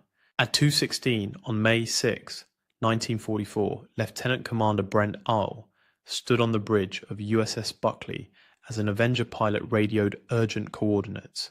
German submarines surfaced 20 miles ahead west of Cape Verde Islands. Abel was 34 years old, with 11 months commanding this destroyer escort, but Buckley had never faced a U-boat this close. The submarine ahead was U-66, the seventh most successful U-boat in the entire war. 33 Allied ships sunk, over 200,000 tons sent to the bottom. Abel ordered flank speed, 23.5 knots. Buckley cut through calm Atlantic waters under bright moonlight. Perfect conditions for a surface engagement. The Avenger stayed overhead, feeding course corrections every few minutes. U-66 was recharging batteries, waiting for a supply submarine.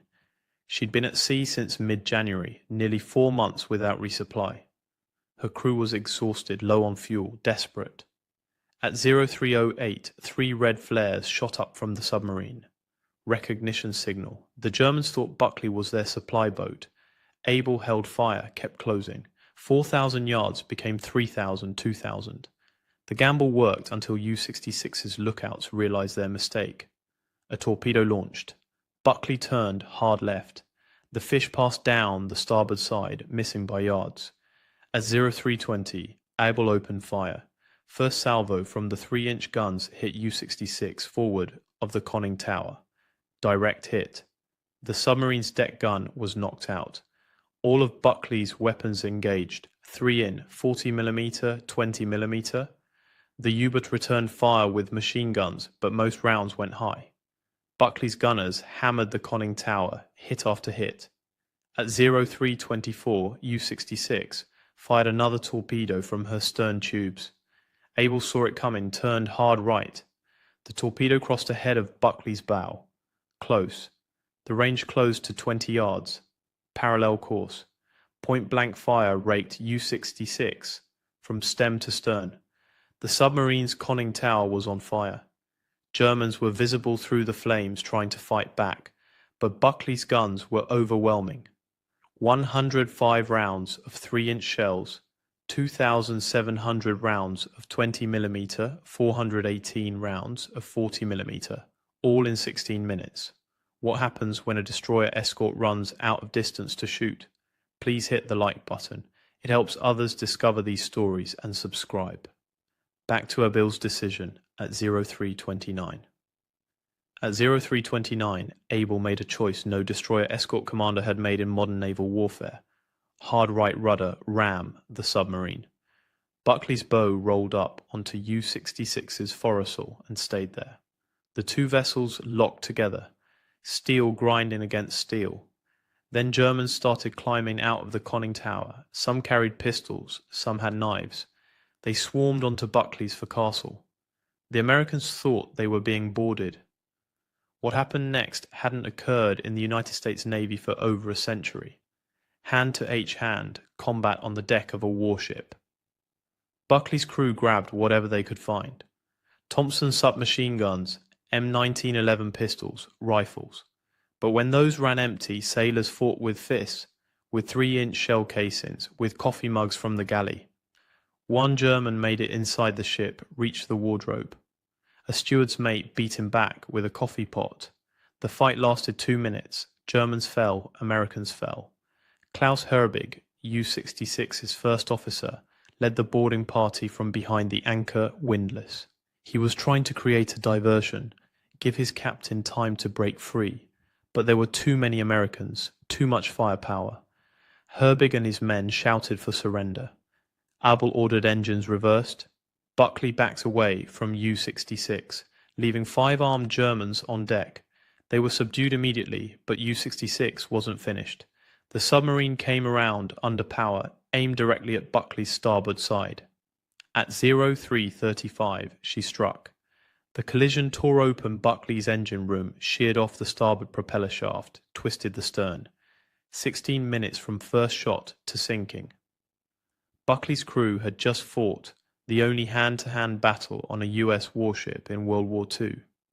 36 German survivors floated in the water, but Abel's ship was crippled, engine room flooded, 1 propeller gone, and they were 550 miles from the nearest port. The engine room was flooding. Water poured through the gaping hole U-66 had torn in Buckley's starboard side. Chief engineer reported the damage at 0345. Starboard shaft completely severed. Flooding contained but spreading. Port engine still functional. Abel had one propeller and 550 miles of Atlantic Ocean between his crippled ship and safety. But 36 Germans were in the water, some wounded, some in shock, all of them enemies 5 minutes ago. Abel ordered rescue operations. Buckley's crew pulled survivors aboard one by one, no hesitation. The same men who just fought hand to hand now hauled exhausted U-boat sailors from the Atlantic. Naval tradition. You save lives first, settle scores later. The rescued Germans were in bad shape. Many had burns from the fires inside U-66. Some had gunshot wounds from the close quarters fight. Others were simply broken. 4 months at sea, watching their submarine die beneath them, they were transferred to USS Block Island, the escort carrier whose aircraft had found U-66 in the first place. 24 German sailors went down with their boat, including Overlieutenant Zersgaard Jausen, U-66's commander. He stayed at his post until the end. U-66 had been a scourge of the Atlantic. Her record spoke for itself. 33 merchant ships sunk across 9 war patrols, over 200,000 gross registered tons, 8 American vessels among them. On January 16, 1942, she torpedoed the Canadian passenger liner Lady Hawkins. 246 people died. Civilians, Navy personnel, most never found. U-66 was one of 5 U-boats that launched Operation Drumbeat, the devastating attack on American coastal shipping in early 1942. Now she was gone, sunk by a destroyer escort that weighed 1,400 tons to U-66's 154. Sunk by a captain who'd been in command less than a year. Sunk in a fight that ended with coffee mugs and fists. The irony wasn't lost on anyone. Germany's 7th most successful U-boat, defeated in the most primitive combat imaginable. But Buckley was barely floating. Abel assessed the damage as dawn broke on May 6. Port engine operational, steering functional, hull integrity compromised but holding. The starboard propeller shaft wasn't just broken, it was gone, sheared clean off. Every rotation of the port engine put stress on a ship designed for balanced twin-screw propulsion. Maximum safe speed 12 knots, maybe 15 if they pushed it. New York was the closest major repair facility over 2,000 nautical miles northeast. Boston Navy Yard could handle the damage, but that meant crossing the North Atlantic on one engine with a hole in the hull. The alternative was limp into a forward base in the Azores, but they lacked the equipment for major repairs. Abel made the call, set course for New York, hoped the weather held. Hope no other were hunting these waters. Task Group 21.11 reformed around Buckley. USS Block Island provided air cover. 2 other destroyer escorts took screening positions. They were exposed out here. Every German submarine in the Atlantic had heard U-66's last transmissions. Some would be curious, some would be hunting. A crippled destroyer escort made an attractive target.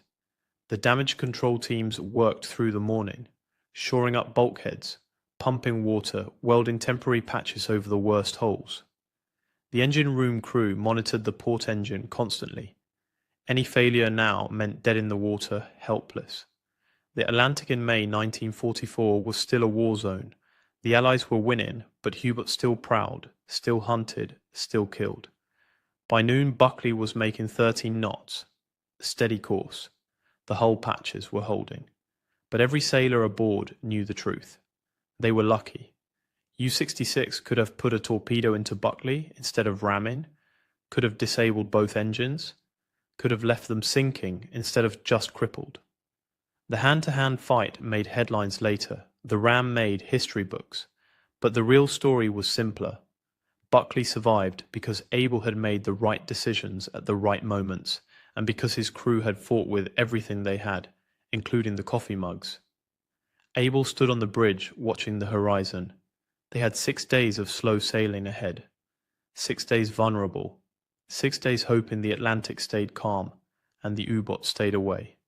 His ship had just won the most unusual naval engagement of the war. But winning didn't mean safe. Not yet. Not with 1,500 miles still to go. The first 24 hours were critical. Buckley maintained 13 knots on one engine, steering a careful course northeast. The welded patches on the hull held, but the engineering crew monitored every seam. One failure could flood compartments faster than pumps could handle. The Atlantic was calm, no swells over 6 feet. That was luck. A storm would have torn the temporary repairs apart. On May 7th, Block Island's air patrols reported no submarine contacts within 200 meters. That didn't mean safety. U-boat could stay submerged for extended periods, surface only at night. By May 8th, Buckley had covered 300 meters, still over 200 to go. The crew settled into a rhythm. Damage control teams ran constant checks. Lookouts scanned for periscopes. Gun crews stayed ready, but word was spreading. Radio intercepts confirmed it. German Naval Command knew U-66 was gone. They knew how she died. Ran by a destroyer escort, hand-to-hand combat on deck. The story seemed impossible. U-boat didn't get boarded. They sank from death charges or torpedoes. They went down fighting at range, not in close quarters brawls. But Buckley's action report was detailed, specific, undeniable. The coffee mugs bothered the Germans most. Official reports mentioned them 3 times. Ammunition expended included several General Mess coffee cups. That line appeared in the US Fleet Anti-Submarine Bulletin in June 1944. American sailors had thrown their breakfast dishes at one of Germany's most successful submarine crews. And it had worked. Some wounds on the German survivors were confirmed caused by ceramic impacts, coffee mugs, in naval combat in 1944. The hand-to-hand fighting lasted approximately 2 minutes. According to Buckley's action report, but those 2 minutes rewrote assumptions about modern naval warfare. Small arms fire accounted for 300 rounds of .045 caliber from M1911 pistols, 60 rounds of .30 caliber from rifles, 30 rounds of double buckshot from shotguns. Thompson submachine guns added more. But the close quarters weapons, fists, shell casings, coffee equipment, those were what made the story unforgettable. One detail stood out in the survivor interrogations. Klaus Herbig, U-66's first officer, had led the boarding attempt knowing it was hopeless. His goal was simple: create a distraction, give Jausen time to break the submarine free. Herbig and his men climbed onto Buckley's forecastle with pistols and knives. They faced rifle fire from the repair party, Thompson gunfire from the bridge wing, and when the Americans ran out of ammunition, they faced fists and improvised weapons. Herbig survived. He surrendered after realizing the diversion had failed. The German who reached Buckley's wardroom also survived.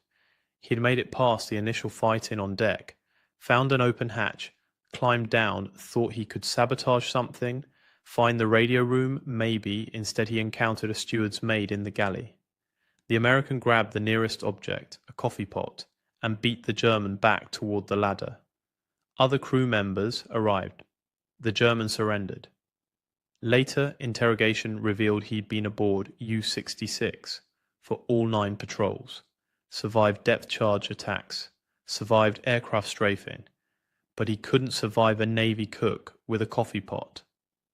By May 10th, Buckley was halfway to New York, 600 miles covered, 600 more ahead. The port engine was showing strain, oil pressure fluctuating, temperature running higher than normal. Chief engineer recommended reducing speed to 11 knots. Abel agreed. Better slow than dead in the water. They adjusted course slightly, aiming for calmer seas. The crew's morale was strange. They'd won an impossible fight, sunk a legendary U-boat, fought hand-to-hand and survived, but their ship was crippled. Every day at sea was a risk. Every hour the port engine ran was borrowed time. They celebrated quietly. No loud talk about the battle, just acknowledgement. They'd done something nobody else in the US Navy had done in over a century. Repelled boarders on a warship in the Atlantic with coffee mugs. On May 11th, a new concern emerged. The starboard side damage was worse than initially assessed. Saltwater corrosion was spreading faster than expected. The temporary welds were holding, but barely. Another storm would be catastrophic. Able checked weather reports constantly. High pressure system holding over the North Atlantic. Forecast stable for the next 72 hours. After that, nobody knew. And they still had 4 days of sailing ahead. 4 days hoping the weather held. 4 days hoping the engine didn't fail. 4 days wondering if another U-boat was tracking them right now. May 12th brought the first real test. Weather reports showed a low pressure system developing 400 meters northwest. Not a full storm, but enough to generate swells. 8 to 10 feet predicted. Buckley's damaged hull could handle 6, maybe 7. 10 feet would strain every weld. Able altered course slightly south, trying to skirt the worst of it. The swells arrived that afternoon. 8 feet rising. Buckley pitched and rolled. The temporary hull patches groaned with each wave.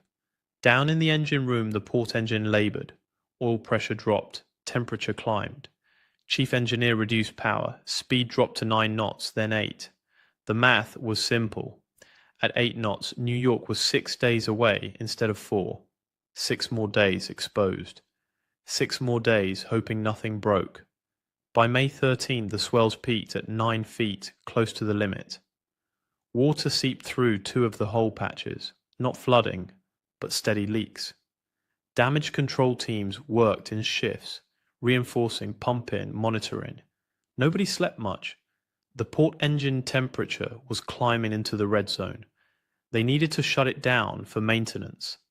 But stopping in the middle of the Atlantic meant drifting. Helpless.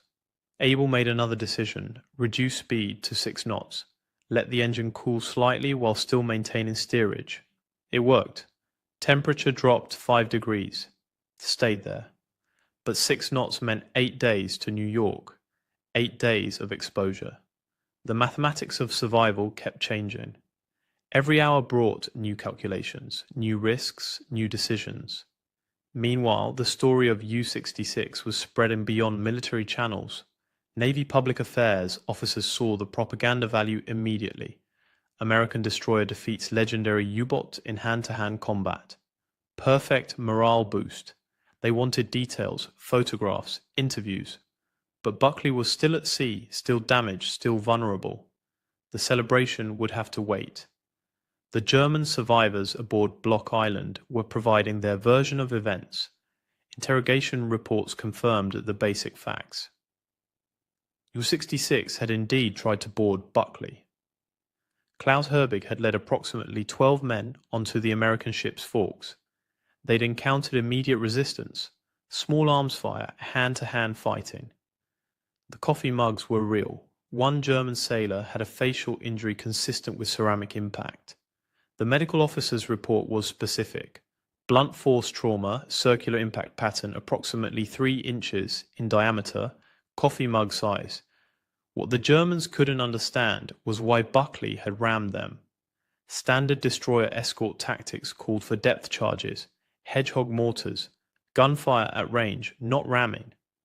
Ramming was obsolete, hadn't been used since the age of sail, but Able had closed to 20 yards, and the submarine was too close for most weapons. Ramming was the only option, so he'd taken it, and it had worked. By May 14th, Buckley had covered 900 meters from the engagement site, 300 meters to New York. The weather was improving. Swells down to 6 feet. Port engines stable at reduced power. The hull patches were holding. Barely, but holding. The crew allowed themselves cautious optimism. 3 more days, maybe 4. They could make it. Then the port engine oil pressure dropped again sharply. Chief engineer reported bearing damage, probably from the extended running at reduced power with asymmetric loading. The engine needed immediate shutdown for inspection, but they were still 280 miles from port. Too far to drift, too far to tow. Able ordered speed reduced to 4 knots. Absolute minimum to maintain steerage. The bearing held. Temperature climbed, but stabilized. 4 knots meant 6 more days, but 6 days limping was better than dead in the water. On May 15th, Block Island's air patrols detected a submarine contact 70 miles south of Buckley's position, possibly U-boat, possibly hunting. The contact submerged before aircraft could attack. Direction uncertain. Could be heading toward Buckley. Could be heading away. Nobody knew. And Buckley was making 4 knots. A surface U-boat could do 18. If it was hunting the destroyer escort, Buckley couldn't run, couldn't maneuver, could barely defend herself. Able ordered battle stations and waited again. The submarine contact stayed submerged for 6 hours.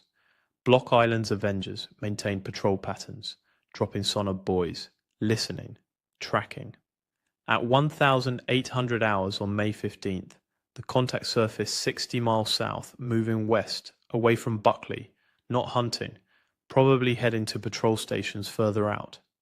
The threat passed, but it reminded everyone how vulnerable they were. 4 knots, damaged hull, 1 engine barely functioning. Easy prey. May 16th brought better news. Weather forecasts showed clear conditions for the next 72 hours. Calm seas. The port engine bearing was degrading but holding. Chief engineer estimated they could maintain 4 knots for another 4 days, maybe 5 if they got lucky. New York was 220 miles northeast. 4 days at 4 knots was 384 miles. They had margin, not much but some. Able received a message from Commandant, Commander Destroyer Force Atlantic. Buckley was front page news. The New York Times ran the story May 14th. Destroyer escort sinks U-boat in hand-to-hand fight. The Associated Press picked it up. Radio broadcasts mentioned it. The coffee mugs were the hook everyone used. American sailors defeat elite German submarine crew with breakfast dishes. It sounded like propaganda, but it was true. The Navy wanted Able and his crew ready for public appearances when they reached port. Speeches, interviews, photographs, war bond rallies. February 1945, 20,000 feet over Germany. Ball turret gunner Staff Sergeant James Wilson's oxygen hose ruptures during a fighter attack. The thin air at this altitude gives him maybe 3 minutes of consciousness. But the hydraulics are damaged. His turret won't rotate back to the entry position. He's trapped inside a plexiglass sphere with oxygen running out, and the mission has 6 more hours to go. He survived.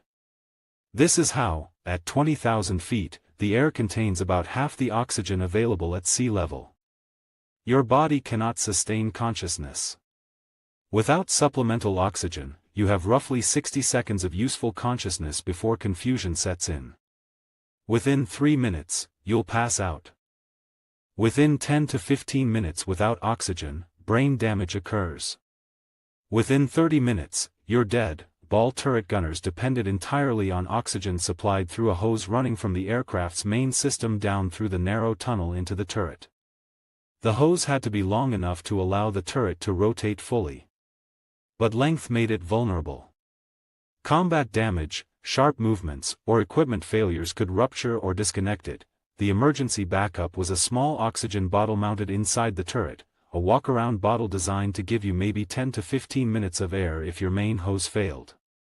Just enough time to get the turret rotated back to the exit position. Crawl out and connect to another oxygen source in the main fuselage, but Wilson's turret wouldn't rotate.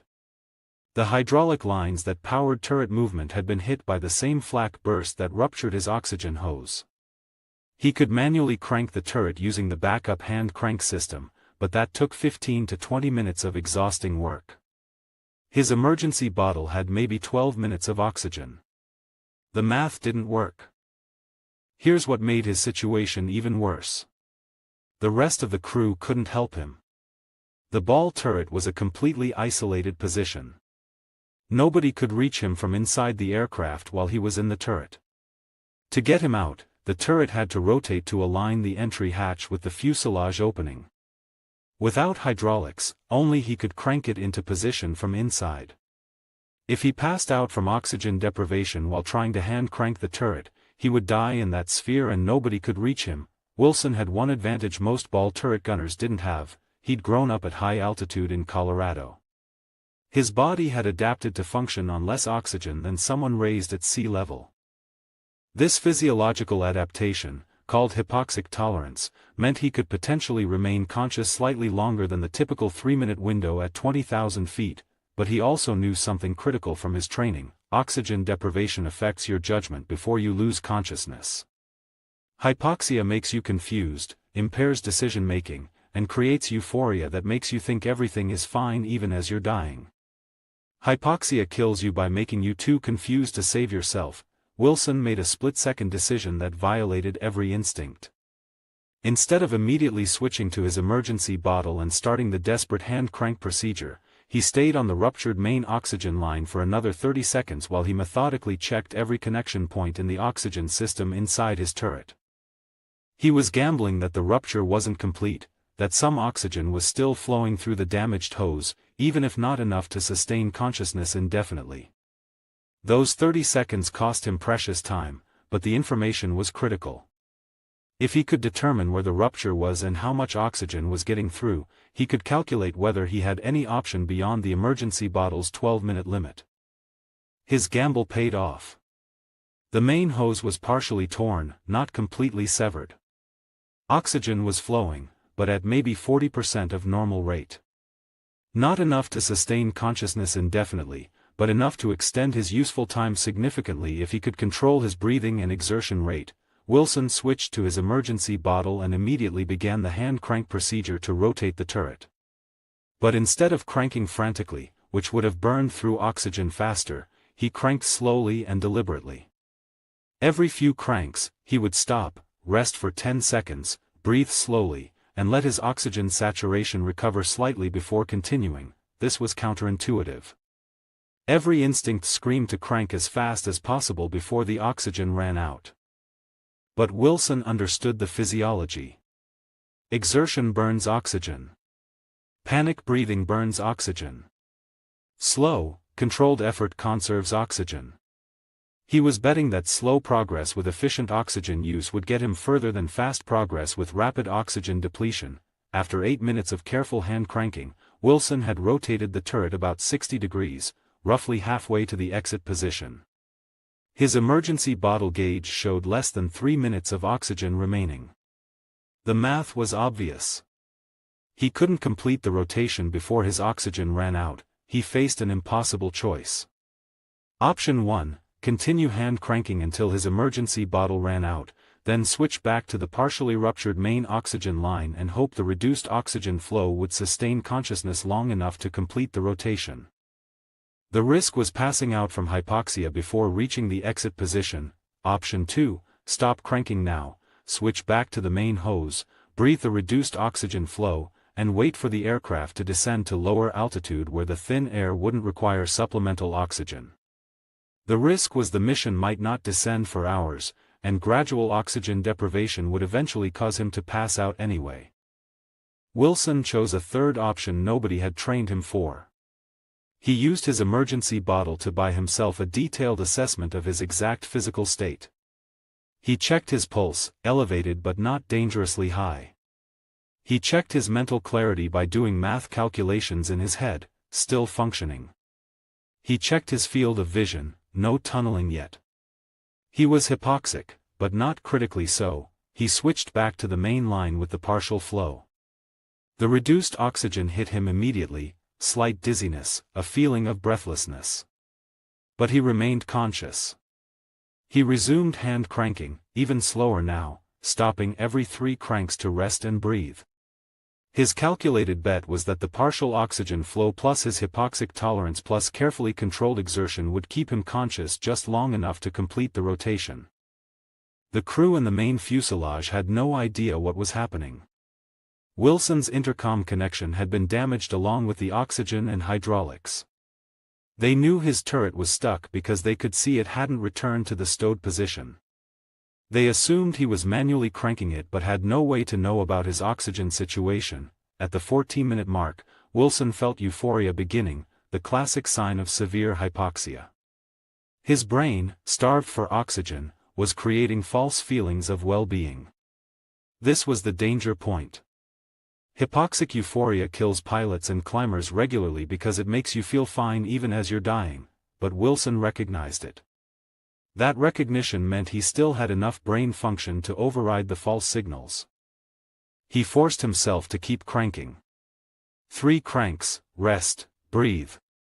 3 cranks, rest, breathe. His vision started tunneling, peripheral vision darkening. Another classic hypoxia symptom.